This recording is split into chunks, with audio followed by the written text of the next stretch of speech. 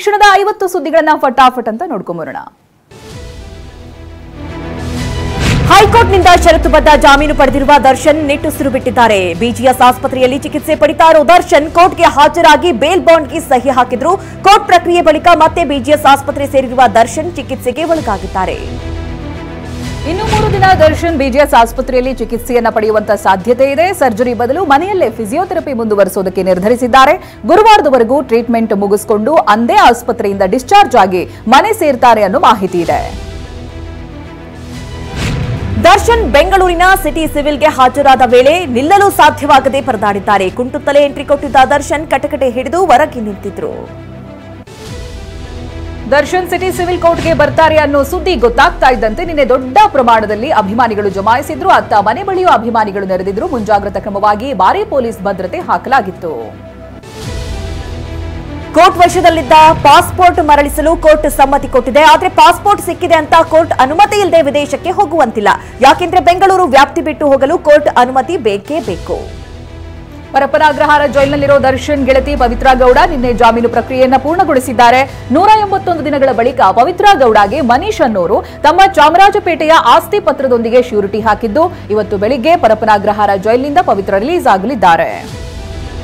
ಜಾಮೀನು ಪ್ರತಿ ನಿನ್ನೆ ತಡವಾಗಿ ಜೈಲು ಅಧಿಕಾರಿಗಳ ಕೈ ಸೇರಿದ್ರಿಂದ ಪವಿತ್ರ ಬಿಡುಗಡೆ ಆಗಿಲ್ಲ. ಜಾಮೀನು ಪ್ರತಿ ಜೈಲಿಗೆ ತಲುಪಲು ಸಂಜೆ 6 ಗಂಟೆ ಡೆಡ್ಲೈನ್. ಆದರೆ ಕೋರ್ಟ್ ಸಿಬ್ಬಂದಿ ಪರಪ್ಪನ ಅಗ್ರಹಾರ ಜೈಲಿಗೆ ಜಾಮೀನು ಪ್ರತಿ ತಂದಾಗ ಸಂಜೆ 7 ಗಂಟೆ 12 ನಿಮಿಷವಾಗಿತ್ತು. ಇದರಿಂದ ಪವಿತ್ರ ಗೌಡಗೆ ನಿನ್ನೆ ರಾತ್ರಿಯೂ ಜೈಲೂಟವೇ ಗತಿಯಾಯಿತು.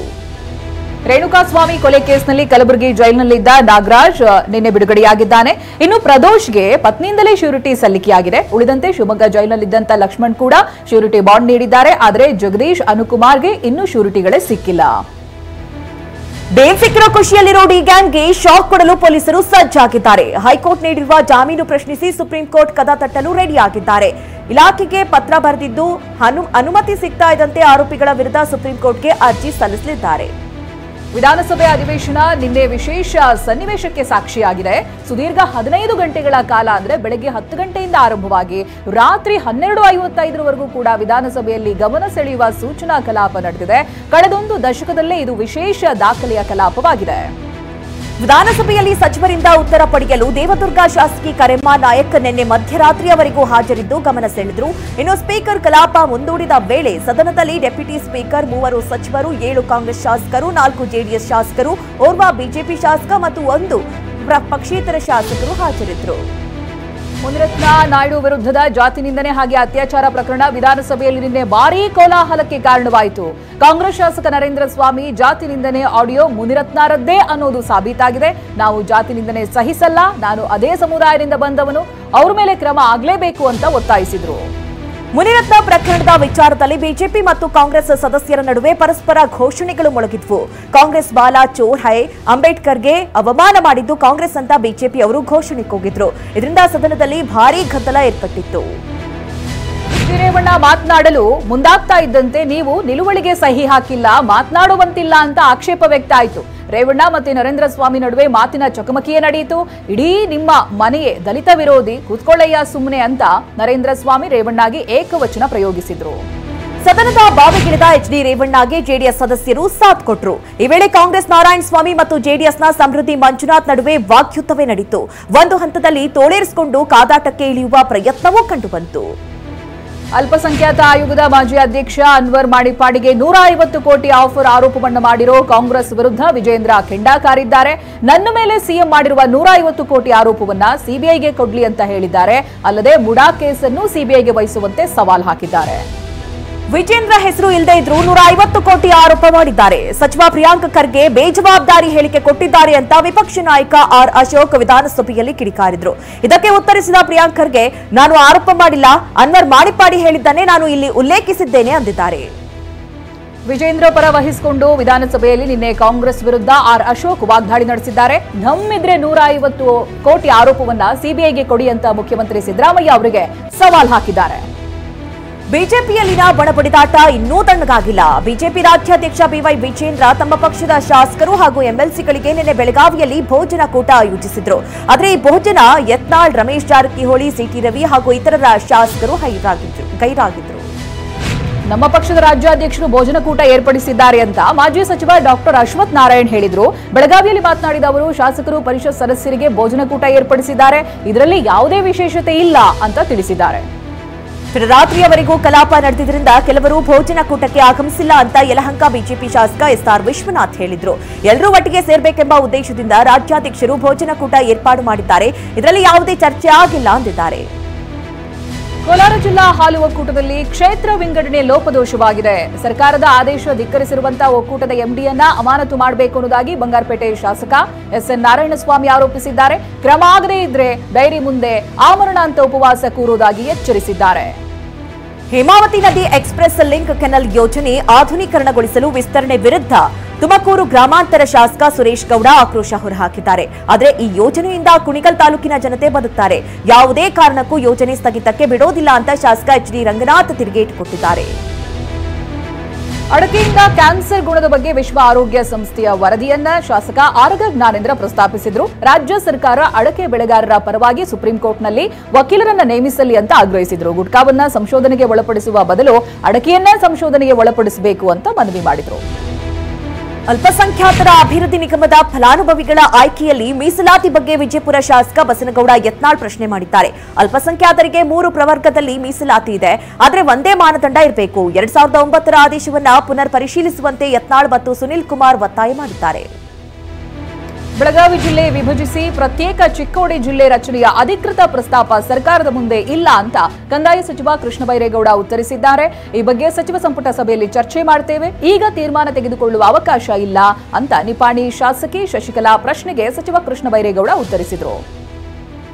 ಸಾರಿಗೆ ನೌಕರರ 38 ತಿಂಗಳ ವೇತನ ಪರಿಷ್ಕರಣೆ ಮತ್ತು ವೇತನ ಹಿಂಬಾಕಿ ಬಗ್ಗೆ ಶಾಸಕ ಡಾಕ್ಟರ್ ಅಶ್ವಥ್ ನಾರಾಯಣ್ ಪ್ರಶ್ನೆ ಮಾಡಿದ್ದಾರೆ. ಇದಕ್ಕೆ ಸಾರಿಗೆ ಸಚಿವ ರಾಮಲಿಂಗಾರೆಡ್ಡಿ ಪರವಾಗಿ ಉತ್ತರಿಸಿದ ಸಂತೋಷ್ ಲಾಡ್, ಬಾಕಿ ಹಂತ ಹಂತವಾಗಿ ಬಿಡುಗಡೆ ಮಾಡ್ತೀವಿ, 38 ತಿಂಗಳ ವೇತನ ಪರಿಷ್ಕರಣೆ ಬಗ್ಗೆ ಡಿಸೆಂಬರ್ 31ರೊಳಗೆ ಸಂಧಾನ ಮಾತುಕತೆ ಆಗತ್ತೆ ಅಂತಂದ್ರು. ಇಂದು ಸಂಜೆ 7 ಗಂಟೆಗೆ ಕಾಂಗ್ರೆಸ್ ಶಾಸಕಾಂಗ ಪಕ್ಷದ ಸಭೆ ಕರೆಯಲಾಗಿದೆ. ಬೆಳಗಾವಿ ಹೊರವಲಯದ ಖಾಸಗಿ ರೆಸಾರ್ಟ್ನಲ್ಲಿ ಸಿಎಲ್ಪಿ ಸಭೆ ನಡೆಯಲಿದ್ದು ಎಲ್ಲಾ ಶಾಸಕರು ಹಾಜರಾಗಬೇಕು ಅಂತ ಸೂಚನೆ ಕೊಡಲಾಗಿದೆ. ಕಳೆದ ಬುಧವಾರ ನಿಗದಿಯಾಗಿದ್ದ ಶಾಸಕಾಂಗ ಪಕ್ಷದ ಸಭೆ ಎಸ್ಎಂ ಕೃಷ್ಣ ಅವರ ನಿಧನದಿಂದಾಗಿ ಮುಂದೂಡಿಕೆಯಾಗಿತ್ತು. ಶಕ್ತಿ ಯೋಜನೆ ಜಾರಿಗೆ 4 ಸಾರಿಗೆ ಸಂಸ್ಥೆಗಳಿಗೆ 2023ರ ಜೂನ್ನಿಂದ 2024ರ ಅಕ್ಟೋಬರ್ವರೆಗೆ ಬಾಕಿ ಅನುದಾನ ಬಿಡುಗಡೆಯಾಗಿಲ್ಲ ಅಂತ ಶಾಸಕ ಅರವಿಂದ್ ಬೆಲ್ಲದ್ ಆರೋಪ ಮಾಡಿದ್ದಾರೆ. ಕೆಎಸ್ಆರ್ಟಿಸಿ, ಬಿಎಂಟಿಸಿ, ಕಲ್ಯಾಣ ಕರ್ನಾಟಕ, ವಾಯು ಕರ್ನಾಟಕ ಸಾರಿಗೆ ಸೇರಿದಂತೆ ಒಟ್ಟು 4 ನಿಗಮಗಳಿಗೆ 1694 ಕೋಟಿ ಅನುದಾನ ಬಾಕಿ ಇದೆ ಅಂದಿದ್ದಾರೆ. ಕೊಳವೆ ಬಾವಿ ಮುಚ್ಚದೇ ಇದ್ರೆ 25,000 ರೂಪಾಯಿ ದಂಡ ಹಾಗೂ 1 ವರ್ಷ ಜೈಲು ಶಿಕ್ಷೆ ವಿಧಿಸುವಾಗಿ ಕರ್ನಾಟಕ ಅಂತರ್ಜಲ ತಿದ್ದುಪಡಿ ವಿಧೇಯಕ ನಿನ್ನೆ ವಿಧಾನಸಭೆಯಲ್ಲಿ ಸರ್ವಾನುಮತದಿಂದ ಅಂಗೀಕಾರವಾಗಿದೆ. ಸರಿಯಾಗಿ ಕೊಳವೆ ಬಾವಿ ಮುಚ್ಚದ ನಿರ್ಲಕ್ಷ್ಯದಿಂದ ಈವರೆಗೆ ಹಲವು ಮಕ್ಕಳು ಪ್ರಾಣ ಕಳೆದುಕೊಂಡಿದ್ದಾರೆ. ಕೃಷಿ ಹೊಂಡಕ್ಕೆ ಸೋಡಿಯಂ ಮೆಟಲ್ ಎಸೆದು ಸ್ಫೋಟಿಸಿದ್ದ ಡ್ರೋನ್ ಪ್ರತಾಪ್ ಜೈಲು ಪಾಲಾಗಿದ್ದಾನೆ. ಮಧುಗಿರಿಯ ಜೆಎಂಎಫ್ಸಿ ಕೋರ್ಟ್ ಡ್ರೋನ್ ಪ್ರತಾಪ್ಗೆ ಡಿಸೆಂಬರ್ 26ರವರೆಗೂ ನ್ಯಾಯಾಂಗ ಬಂಧನ ವಿಧಿಸಿತ್ತು. ಮಧುಗಿರಿ ಉಪ ಕಾರಾಗೃಹದಲ್ಲಿ ಪ್ರತಾಪ್ ಒಂದು ರಾತ್ರಿ ಕಳೆದಿದ್ದಾನೆ. ಒಂದು ದೇಶ ಒಂದು ಚುನಾವಣೆ ಕುರಿತ ಮಸೂದೆ ಮಂಡನೆಗೆ ಕೇಂದ್ರ ಸರ್ಕಾರ ಸಜ್ಜಾಗಿದೆ. ಇವತ್ತು ಲೋಕಸಭೆಯಲ್ಲಿ ಮಸೂದೆ ಮಂಡಿಸಲಾಗುತ್ತೆ. ಕೇಂದ್ರ ಕಾನೂನು ಮತ್ತು ನ್ಯಾಯ ಸಚಿವ ಅರ್ಜುನ್ ರಾಮ್ ಮೆಘ್ವಾಲ್ ಸಂವಿಧಾನದ 129ನೇ ತಿದ್ದುಪಡಿ ಮಸೂದೆ 2024 ಮಂಡಿಸಲಿದ್ದಾರೆ. ಪ್ರಿಯಾಂಕಾ ಗಾಂಧಿ ಪಾಲಸ್ತೀನ್ ಎಂದು ಬರೆದಿರುವ ಬ್ಯಾಗ್ ಜೊತೆ ನಿನ್ನೆ ಸಂಸತ್ತಿಗೆ ಆಗಮಿಸಿದ್ರು. ಪ್ರತಿಪಕ್ಷಗಳ ಕೆಂಗಣ್ಣಿಗೆ ಗುರಿಯಾಗಿದೆ ಇದು. ಬಿಜೆಪಿ ಸಂಸದ ಸಂಬಿತ್ ಪಾತ್ರ, ಗಾಂಧಿ ಕುಟುಂಬ ಯಾವಾಗಲೂ ತುಷ್ಟೀಕರಣದ ಬ್ಯಾಗ್ ಅನ್ನು ಹೊತ್ತಿದೆ, ಚುನಾವಣೆಯಲ್ಲಿ ಅವರ ಸೋಲಿಗೆ ತುಷ್ಟೀಕರಣದ ಚೀಲವೇ ಕಾರಣ ಅಂತ ತೀಕ್ಷ್ಣ ಪ್ರತಿಕ್ರಿಯೆ ನೀಡಿದ್ದಾರೆ. ಪ್ಯಾಲೆಸ್ತೀನ್ ಬ್ಯಾಗ್ ಬಗ್ಗೆ ಟೀಕಿಸಿರುವ ಬಿಜೆಪಿಗೆ ಪ್ರಿಯಾಂಕಾ ಗಾಂಧಿ ತಿರುಗೇಟನ್ನು ಕೊಟ್ಟಿದ್ದಾರೆ. ಈ ಕಸದ ಬಗ್ಗೆ ಮಾತನಾಡುವ ಬದಲು ಬಾಂಗ್ಲಾದಲ್ಲಿ ಅಲ್ಪಸಂಖ್ಯಾತರು ಮತ್ತು ಹಿಂದೂಗಳ ಮೇಲೆ ನಡೀತಾ ಇರೋ ದೌರ್ಜನ್ಯದ ಬಗ್ಗೆ ಸರ್ಕಾರ ಕೆಲವು ಕ್ರಮಗಳನ್ನು ತೆಗೆದುಕೊಳ್ಳಬೇಕು ಅಂತ ಕುಟುಕಿದ್ದಾರೆ. ಮೆಟ್ರೋ ನಿಲ್ದಾಣದಲ್ಲಿ ಯುವ ಜೋಡಿಯೊಂದು ಲಿಪ್ ಲಾಕ್ ಮಾಡಿದೆ. ಕೋಲ್ಕತ್ತಾದ ಕಾಳಿಘಾಟ್ ಮೆಟ್ರೋ ನಿಲ್ದಾಣದಲ್ಲಿ ಈ ಘಟನೆ ವರದಿಯಾಗಿದ್ದು, ಮೆಟ್ರೋ ನಿಲ್ದಾಣದಲ್ಲಿ ಪ್ರೇಮಿಗಳಿಬ್ಬರು ಲೋಕದ ಪರಿವೇ ಇಲ್ಲದೆ ಎಲ್ಲರೆದುರಲ್ಲೇ ಪರಸ್ಪರ ಚುಂಬನದಲ್ಲಿ ತೊಡಗಿದ್ದಾರೆ. ಚಳಿಯಿಂದಾಗಿ ದೆಹಲಿಯಲ್ಲಿ ಗಾಳಿಯ ಗುಣಮಟ್ಟ ಮತ್ತೆ ಕುಸಿದಿದೆ. ಏರ್ ಕ್ವಾಲಿಟಿ ಇಂಡೆಕ್ಸ್ ಪ್ರಮಾಣ 400ಕ್ಕೆ ತಲುಪಿದೆ. ಅಗತ್ಯ ಸರಕು ಸಾಗಣೆ ಹೊರತುಪಡಿಸಿ ಡೀಸೆಲ್ನಿಂದ ಚಲಿಸುವ ಮಧ್ಯಮ ಭಾರಿ ಗಾತ್ರದ ವಾಹನಗಳ ಸಂಚಾರಕ್ಕೆ ನಿರ್ಬಂಧ ಹೇರಲಾಗಿದೆ. ಶಾಲೆಗಳಲ್ಲಿ ಹೈಬ್ರಿಡ್ ಮಾದರಿ ತರಗತಿಗೆ ಸೂಚನೆ ಕೊಡಲಾಗಿದೆ. ಬ್ರಿಸ್ಬೇನ್ನ ಗಬ್ಬಾ ಸ್ಟೇಡಿಯಂನಲ್ಲಿ ಭಾರತ ಆಸೀಸ್ ನಡುವಿನ 3ನೇ ಟೆಸ್ಟ್ ಪಂದ್ಯದ 4ನೇ ದಿನದ ಆಟ ನಡೀತಾ ಇದೆ. ಫಾಲೋನ್ನಿಂದಾಗಿ ಪಾರಾಗುವುದಕ್ಕೆ ಪರದಾಡ್ತಾ ಇದೆ. ಸದ್ಯ 5 ವಿಕೆಟ್ ಕಳೆದುಕೊಂಡಿರುವಂತಹ ಟೀಂ ಇಂಡಿಯಾ ಸಂಕಷ್ಟಕ್ಕೆ ಸಿಲುಕಿದೆ. ಭಾರತ ಆಸ್ಟ್ರೇಲಿಯಾ 3ನೇ ಟೆಸ್ಟ್ ಪಂದ್ಯದ ವೇಳೆ ಇಶಾ ಗುಹಾ ಬುಮ್ರಾಗೆ ಬಳಸಿದ್ದ ಪದ ಭಾರೀ ವಿವಾದಕ್ಕೆ ಕಾರಣವಾಗಿತ್ತು. ಬುಮ್ರಾರನ್ನ ಹೊಗಳುವ ಬರದಲ್ಲಿ ಇಶಾ ಪ್ರೈಮೇಟ್ ಅಂದ್ರೆ ವಾನರ ಅಥವಾ ಸಸ್ತನಿ ಪ್ರಾಣಿ ಎಂಬ ಪದ ಬಳಸಿದ್ರು. ಈ ಪದ ಬಳಕೆ ಇಶಾ ಬಹಿರಂಗ ಕ್ಷಮೆ ಕೇಳಿದ್ದಾರೆ. ರಿಯಲ್ ಸ್ಟಾರ್ ಉಪೇಂದ್ರ ನಟಿಸಿ ನಿರ್ದೇಶಿಸಿರುವ ಬಹುನಿರೀಕ್ಷಿತ ಯುಐ ಸಿನಿಮಾ ಡಿಸೆಂಬರ್ 20ರಂದು ರಿಲೀಸ್ ಆಗ್ತಾ ಇದೆ. ನಿನ್ನೆ ಬೆಂಗಳೂರಿನಲ್ಲಿ ಚಿತ್ರದ ಪ್ರೀ ರಿಲೀಸ್ ಇವೆಂಟ್ ನಡೆಯಿತು. ಸಿನಿಮಾ ತಂಡದ ಜೊತೆಗೆ ಶಿವರಾಜ್ ಕುಮಾರ್, ದುನಿಯಾ ವಿಜಯ್, ಡಾಲಿ ಧನಂಜಯ್ ಕೂಡ ಭಾಗಿಯಾಗಿದ್ರು. ಪ್ರೀ ರಿಲೀಸ್ ಇವೆಂಟ್ ವೇಳೆ ಮಾತನಾಡಿದ ಉಪೇಂದ್ರರ ಯುಐ ಸಿನಿಮಾ ಬಗ್ಗೆ ನಟ ಶಿವರಾಜ್ ಕುಮಾರ್ ಮೆಚ್ಚುಗೆಯ ಮಾತುಗಳನ್ನಾಡಿದ್ದಾರೆ. ಉಪೇಂದ್ರ ಓಂ 2 ಮಾಡೋಣ ಅಂತ ಹೇಳಿದ್ರು ಅಂತ ಶಿವರಾಜ್ ಕುಮಾರ್ ಹೇಳಿ ಅಚ್ಚರಿ ಮೂಡಿಸಿದ್ರು.